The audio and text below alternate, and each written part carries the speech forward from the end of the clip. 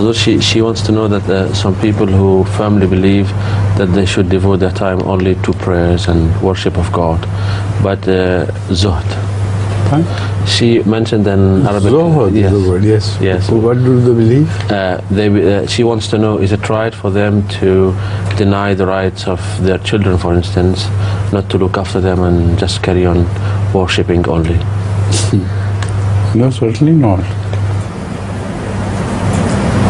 I hope you are not the subject of that treatment.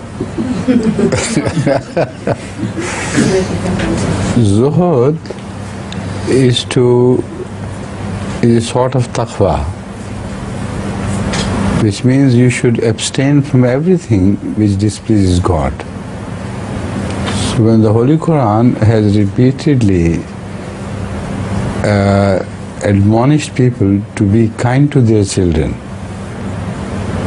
how can you call a person a zahid when he defies Allah's will? You understand? That's right.